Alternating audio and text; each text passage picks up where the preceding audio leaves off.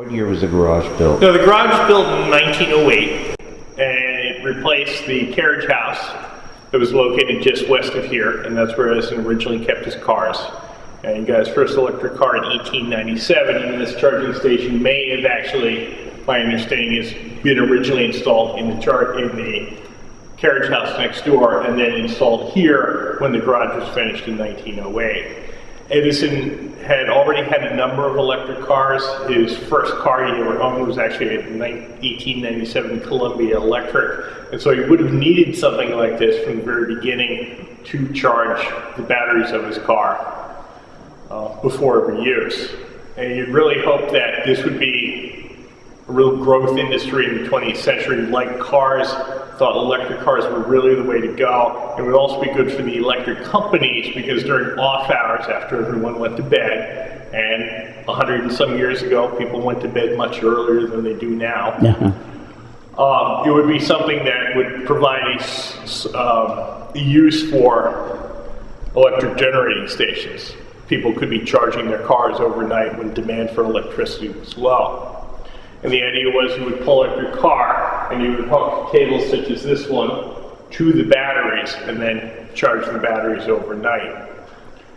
And it's, direct current charging station, various gauges to monitor the flow of current in and what the charge of the batteries were. And there were typically in very many cars 2 sets of batteries, some in the front, some in the back. One of Edison's Detroit Electrics actually has batteries in what we would call the trunk, as well as where the engine compartment would normally be. So the cables are quite long, and it's also possible you would have had to maneuver the car, but of course Edison had a chauffeur to do this for many years, and so he had people to do that. But the electric cars work fairly well given the time period.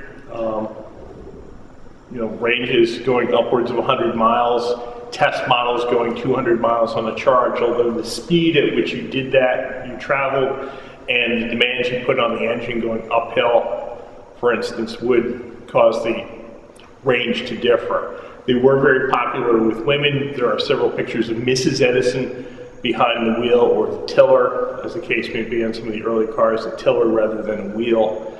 And wealthier urban women liked it because they could go shopping on their own. They didn't need to crank start it, which was extremely difficult, which the early cars had to do before the electric starter was developed for gasoline-powered cars. So they were very popular for a long time, but it would have been vital to have something like this.